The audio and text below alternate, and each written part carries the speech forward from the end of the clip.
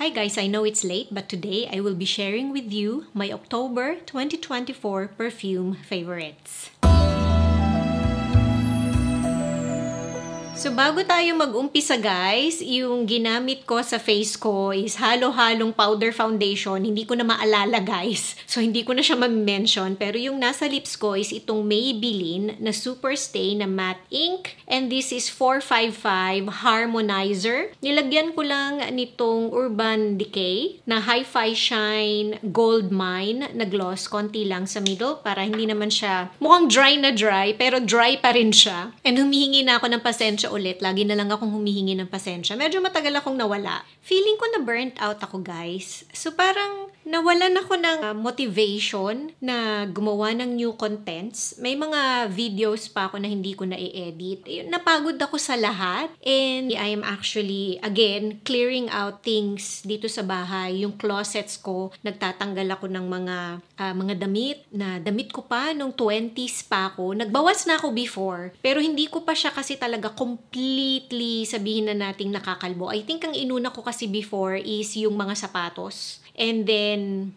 etong video room kasi may mga makeup ako dito and yung mga ibang perfumes nandito din. So, nag-declutter na ako ng mga makeup before kaya nga nakapagbenta ako. And I still feel like ang dami-dami pa ring gamit na hindi ko na ginagamit. Nung nagbakasyon kami sa Europe nitong June and July, so syempre parang isang buwan mahigit, sabihin na natin kaming nawala, parang naisip ko, and lagi ko yung nararamdaman pag nagbabakasyon kami ng mahaba, na kaya kong mabuhay ng ang gamit ko is yung maleta lang na dala ko. And then pag uwi ko sa bahay, parang ang dami-dami kong gamit. Hindi ko naman ginagamit lahat. Do you feel the same way, guys? Mag-comment nga kayo below. And parang it's a waste. Parang sayang yung mga gamit and nag-hold on tayo sa mga gamit na, kasi maganda to, mahal yung bili ko dito, o may memories tong damit na to, o pinasadya ko tong, mahilig kasi akong, nung 20s ako, mahilig akong magpatahi ng suit, yung pants, tapos parang jacket. Mas gusto ko kasi yung ganung look kesa yung skirt. So, nagpapasadya ako because maliit akong babae. So, para maganda yung fit sa akin. So, ang dami ko pang ganun. So, nag-start na akong mag-clear. 5 yung closets ko, guys. I know it's too much. Pero parang 2.5 pa lang yung na-empty ko or yung nagagawa ko. Nabenta ko na yung iba online kasi good quality pa sila. Hindi naman sila masyadong nagamit. Feeling ko kasya pa, pero pag sinusuot ko, wala na. Hindi na siya kasya. Hindi ko na masarado yung bewang or hindi ko na siya maiakyat. So, yun yung mga things na sa isip mo kasya pa. Kasi hindi ka naman, ako personally, hindi naman ako masyadong lumaki. Pero, I have to let it go na kasi in reality, hindi na siya kasya. So, ganun ako. Plus, yung overconsumption, parang ang daming wasted na money because uso to, you have to have this. May bagong labas na damit. And then, kung titignan mo yung collection mo, meron ka namang luma. May mahihila ka naman na kung ano man yung uso ngayon. Same thing with makeup, ang daming bagong labas na lipstick, and isa yan sa weakness ko, ang dami kong lipstick. Hindi ko naman nagagamit lahat. Magi-stick lang ako sa 3. Sa pabango naman, ganun din. May lalabas na ganitong scent, and then maglalabas na naman si ibang brand ng ganitong scent. Pag titignan mo, halos magkakaamoy lang. So parang naumay ako sa overconsumption, sa dami ng gamit.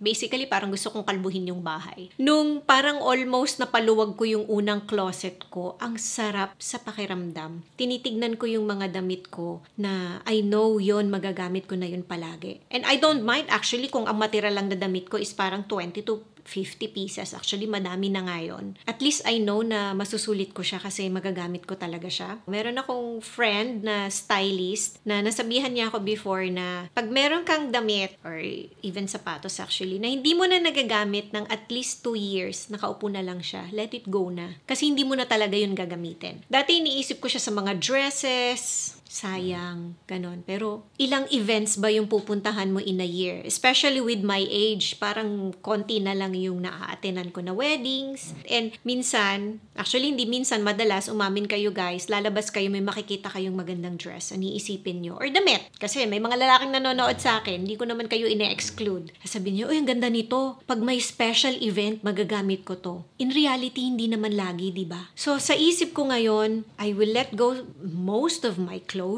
And pag meron na lang akong pupuntahan na event, tsaka na lang ako bibili ng damit para hindi siya uupo sa closet.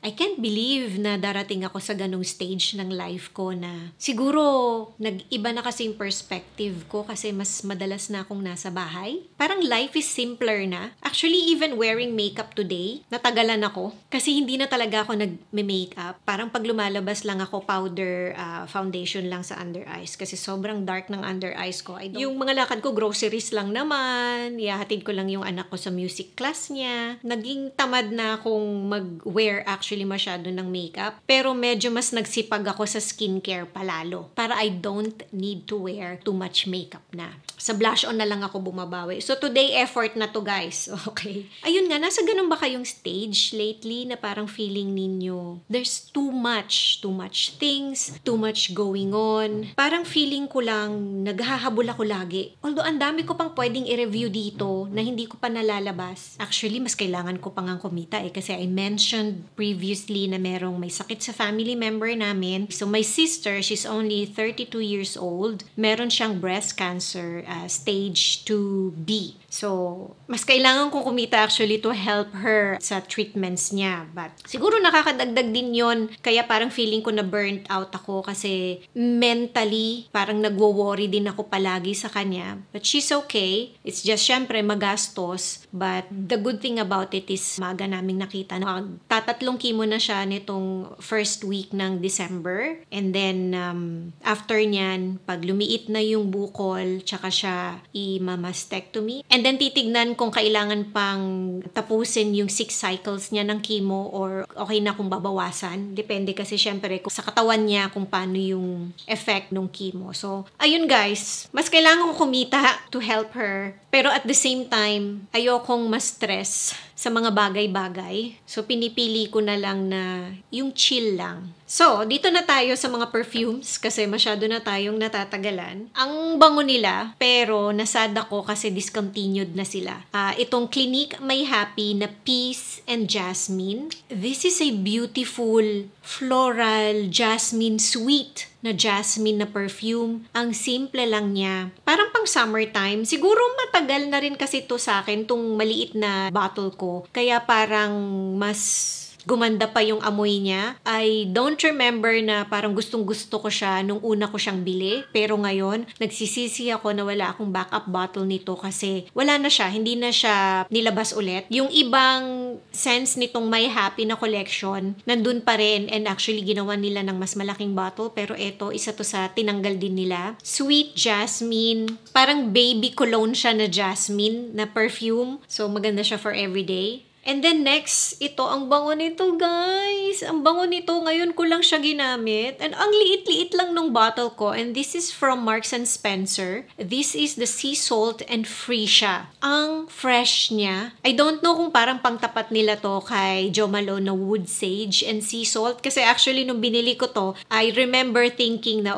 baka dupe siya ni Jo Malone na Wood Sage and Sea Salt. Binili ko siya. And then hindi ko siya ginamit. But of course, naamoy ko siya sa store. Kaya ko siya binili, nagustuhan ko siya. And ngayon, siguro, sobrang tagal na rin sa akin nito, mas lalo pa siyang bumango. Ang linis niya na may saltiness, na may freshness. Hindi ko masabing may sweetness dahil sa floral na notes, pero parang meron din konti. Hindi ko na siya masyadong i-describe kasi baka maasar kayo, pero ang bango-bango niya guys. Sana hindi nila diniscontinue, pero hindi pa ako sumisilip sa store kung meron pang stock, pero I'm googling it. Maraming nagsasabi na discontinued na siya. Next is itong Korres na Cashmere Kumquat. Kaamoy siya ni Mugler na Alien, pero for some reason, mas gusto ko siya. Mas parang lighter siya. Mas hindi siya ganun ka-indolic. Mas bagay siya sa sticky na weather natin dito sa Pilipinas. Humid na weather. Clean, floral, fresh, and light. Ayun nga lang, the problem with this brand is mahina siya. Pero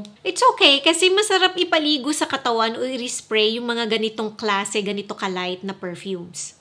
Etong Jo Malone na Rose Water and Vanilla na cologne, bagay na siya sa ganitong medyo malamig-lamig na weather. Yummy. Ang yummy niya, guys. Amoy Turkish Delight siya. Pero, ang ganda ng initial na spray eh. Pero pag tumagal kasi siya sa skin mo, magiging parang sobrang powdery siya. So, parang rose scented na powder pero dark na rose yung matitira sa skin mo pagka tumagal na siya. It's nice pero kung ayaw mo ng powdery na perfume, baka hindi mo siya magustuhan. Pero gusto ko siya kasi para siyang fun na gourmand na perfume na bagay na actually ngayong burr season. Etong next, nakalimutan kong isama dun sa umpisa because what I've heard is na discontinue na din to. And this is the Christian Dior na New Look 1947. I like this. Hindi ko siya laging nagagamit pero maganda siya sa ganitong weather na parang papunta na sa malamig. Or actually kung nag-office ka naka-aircon, bagay siya. May pagka-boss type siya na perfume. Classic yung dating niya. Para siyang nahihilera sa Guerlain, sa Chanel.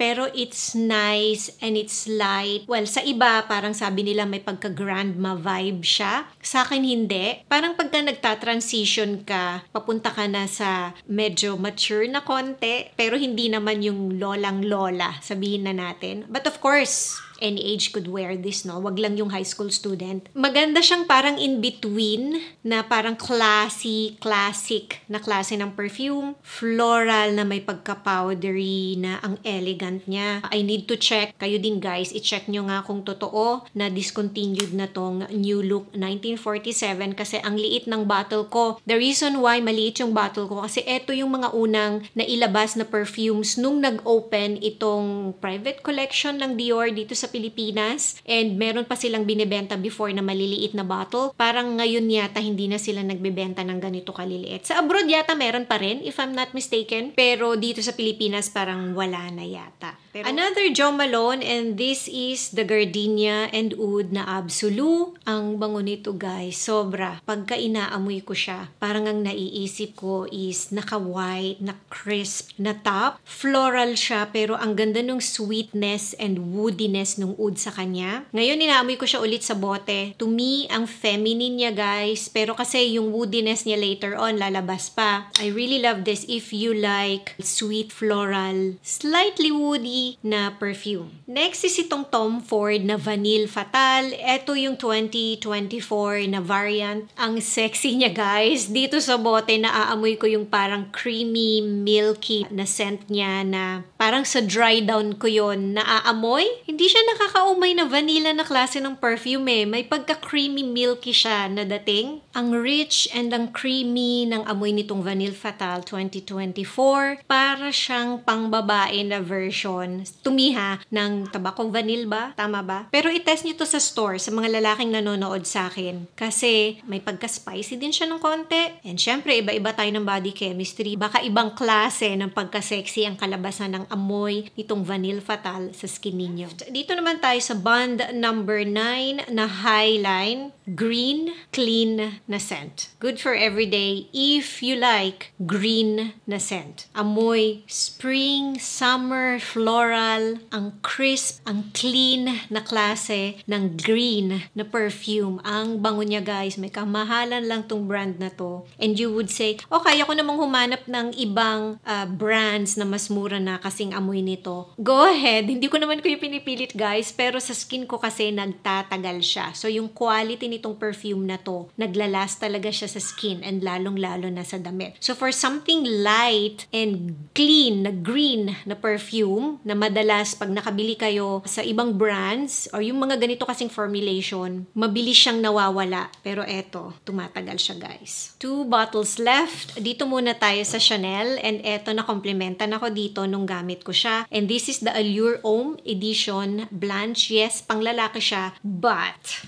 ang yummy niya guys. May pagka-gourmand tong pabango na to eh. Para siyang lemon-scented na pie na may na meringue or merang. How would you pronounce that? Para siyang ganun. And naglalast siya sa skin. Naglalast siya sa damit. Actually, nung nakomplimentan ako nito, nagtanong siya sa akin, ano yung gamit mong pabango kasi naaamoy kita and ang bango nung pabango mo. You would think parang ang simple lang niya na klaseng lemony, gourmand na klase ng perfume. Pero ang gusto ko sa kanya is naglalast siya. Not because na-complimentan ako, pero ang yummy ng dating nito and ang fresh. So, etong last na bottle, hinuli ko talaga siya. Kasi sa kanilang lahat, although October perfume favorites ko sila, no? Nagustuhan ko silang lahat. Pero ito yung pinaka-favorite ko talaga sa kanilang lahat. Etong Malin and Guts na dark rum. This is fruity and leathery. Plum yung pinaka-fruity na note niya. And sa nababasa kong ibang review, kaya siguro gusto ko siyang gamitin dito sa atin sa Pilipinas because pagka sa humid na weather, mas lumalabas daw yung fruitiness niya. Whereas pagka sa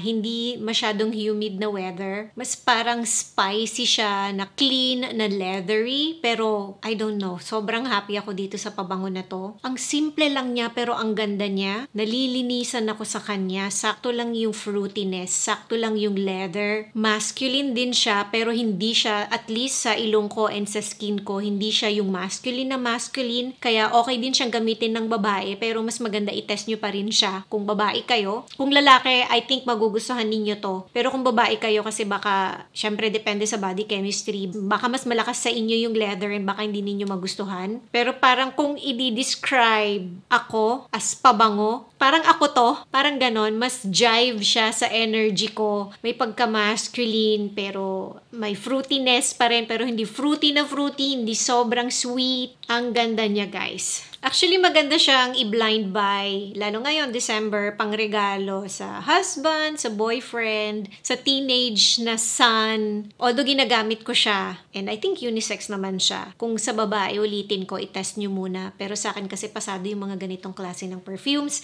Kasi although nakikita ninyo akong laging naka-makeup sa camera, actually guys, in reality, and syempre, nag-makeup ako, in reality talaga boyish ako, guys. Yung ganun talaga ako. And kahit na nakaayos akong pambabae, lalabas at lalabas yung pagka-boyish ko, guys. So, yan yata yung reason kaya gustong-gusto ko tong pabango na to. So, ayan na guys, yung mga perfumes na nagamit ko nung last October. Na-miss ko kayo, guys. I know na-miss ninyo ako kasi may mga nagme-message sa akin kailan ako gagawa ng review. Thank you very much for the support and lagi kayong nandyan. And lagi kong sinasabi, hindi ako completely mawawala. Pagka yung parang tumahimik lang ako ng konti, I'm still there. Sumasagot pa rin ako sa mga inquiries and eventually gagawa pa rin ako ng new video. Medyo bawas lang. Kasi napapagod ako, guys. So even pag may makeup, tinatamad ako. Pero pag nakita ko naman na nakaayos yung sarili ko, natutuwa ako. So ay nako, guys. Hindi ko na maintindihan. So thank you for watching and pagpasensyahan nyo na ako.